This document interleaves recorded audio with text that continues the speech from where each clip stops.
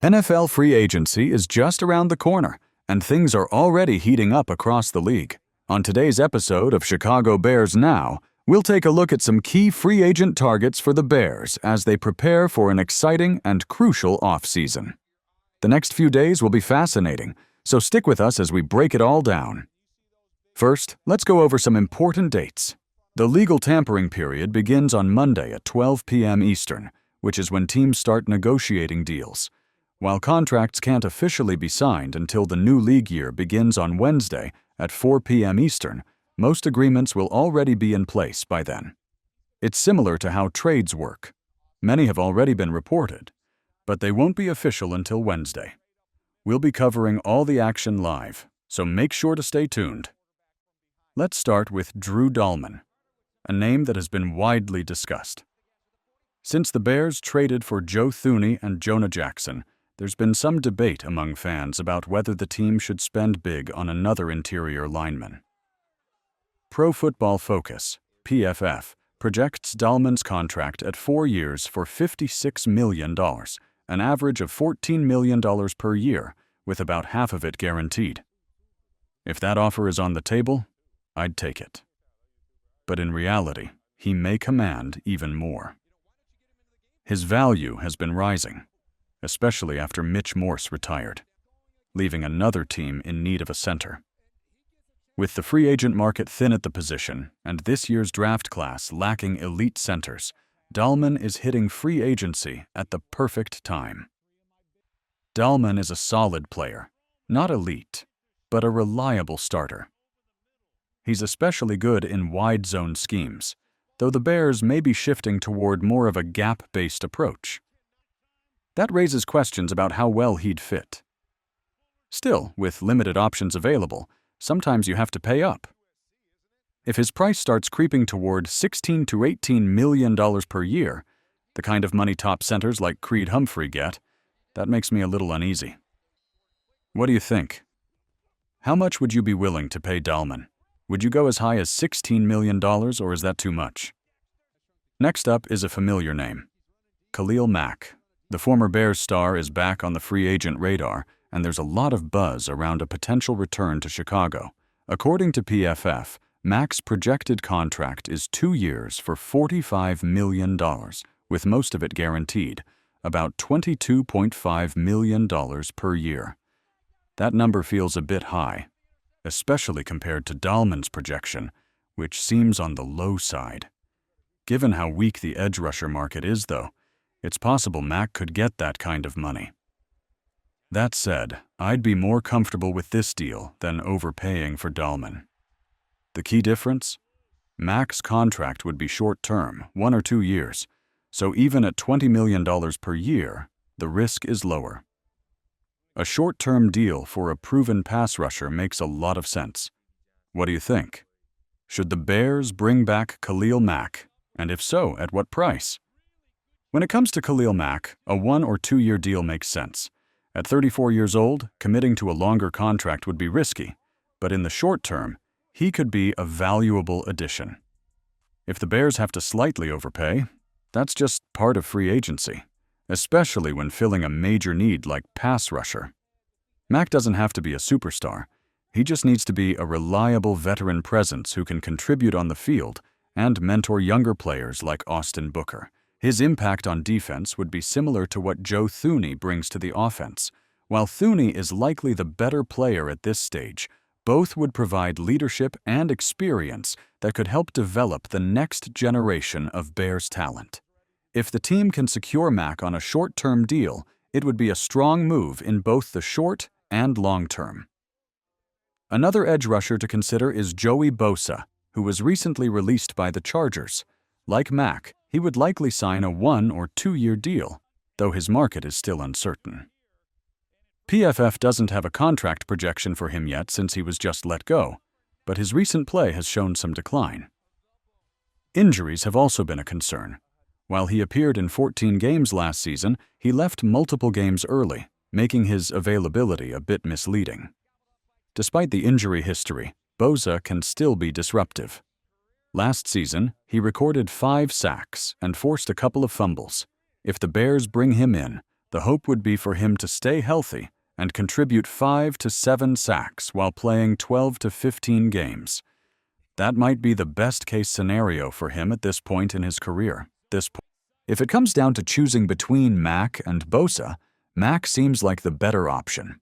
Reports suggest the Chargers would prefer to keep Mack, but if his price gets too high, they may pivot back to Bosa on a cheaper deal.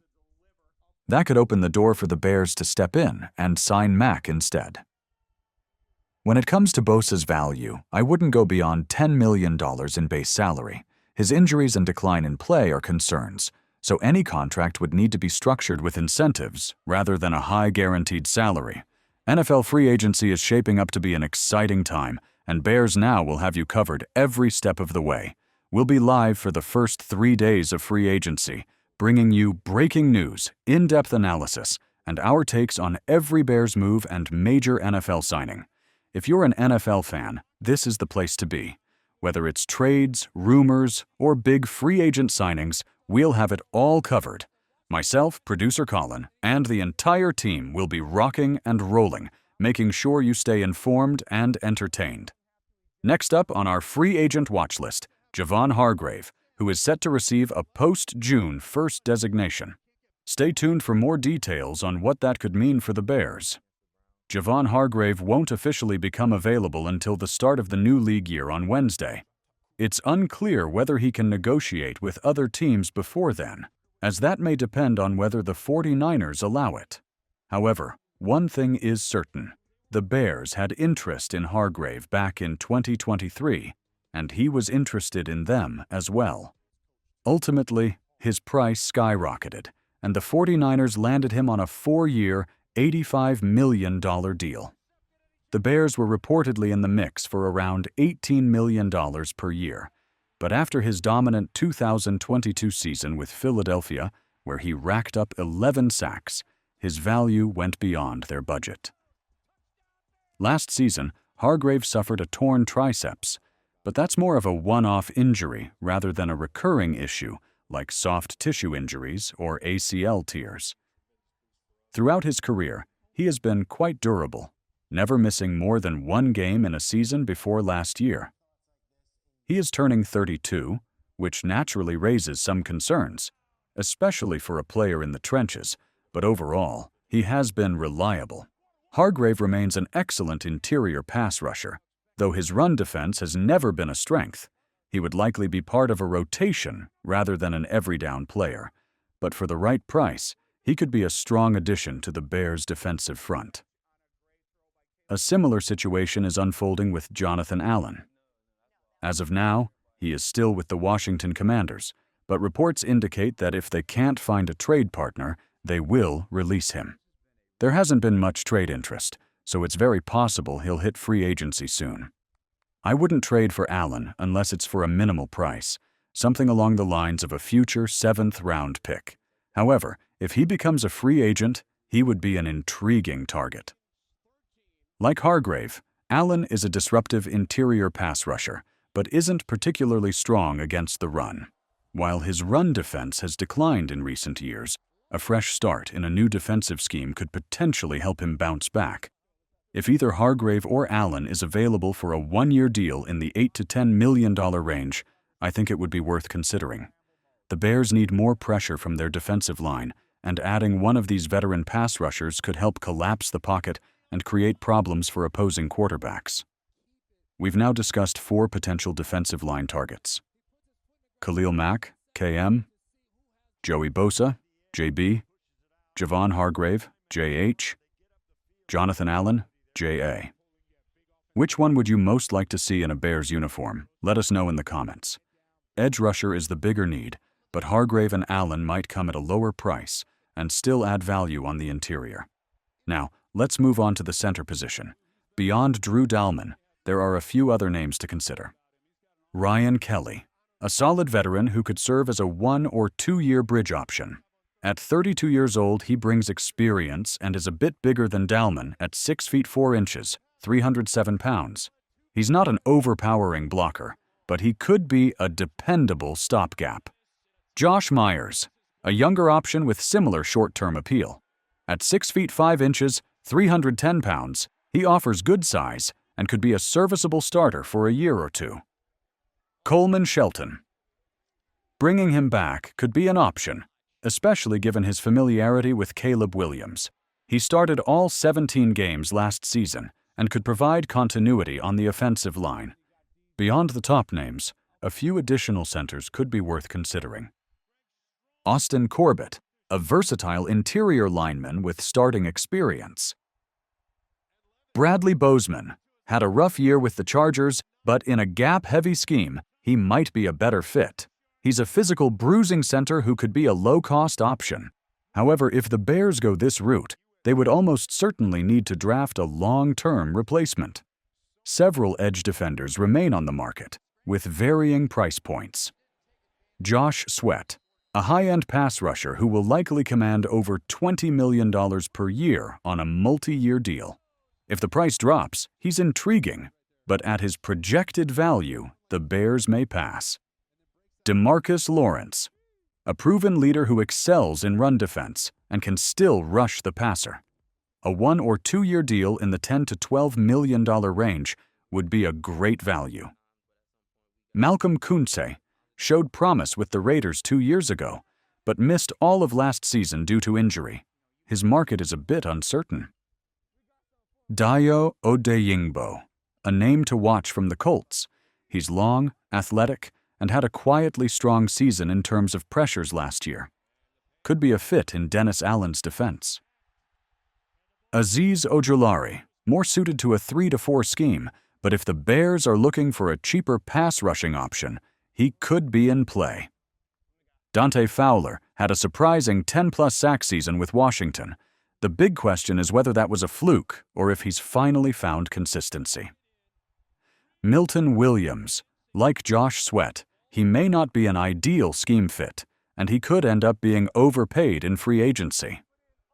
Other rotational defensive line options: B.J. Hill and Tershawn Wharton, both could serve as rotational 3-technique players. Poona Ford, a solid run stopper who could rotate at nose tackle with Andrew Billings. While receiver isn't the Bears' biggest need, some intriguing options remain. Keenan Allen. Surprisingly little buzz about him right now. His market will be interesting to monitor. Tyler Lockett, recently released by the Seahawks, making him immediately available to sign. Could be one of the first WR dominoes to fall. Demarcus Robinson had a solid season with the Rams. A savvy route runner and decent blocker, he could be a budget-friendly signing. Marquise Hollywood Brown brings elite speed but won't contribute much as a blocker. Tim Patrick, the opposite of Brown. He's a great blocker but not a high-upside receiving threat. Elijah Moore, a former Day 2 pick who hasn't quite broken out yet, could be a buy-low trade candidate. Josh Palmer, consistently productive as a wide receiver 3 with the Chargers. Brandon Cooks, a veteran with deep threat ability, but how much does he have left in the tank? Noah Brown, strong blocker, fits well in a physical offensive system. Dyami Brown had a strong playoff stretch with Washington. While Kevin Byard and Jaquan Brisker are set to start, adding depth at safety would be smart. Jeremy Chin and Julian Blackman, both likely want starting roles, but could be intriguing additions depending on the market. The Bears have plenty of potential moves to consider, and free agency is just getting started. Stay tuned for all the latest updates. Presence at center. With the free agency tampering period opening on Monday, speculation is heating up. The Bears have already signed Durham Smythe, but who will be their first major move? Let us know your predictions. It's going to be a wild week, so get ready for plenty of signings, rumors, and analysis. Stay tuned for full coverage, and as always, bear down.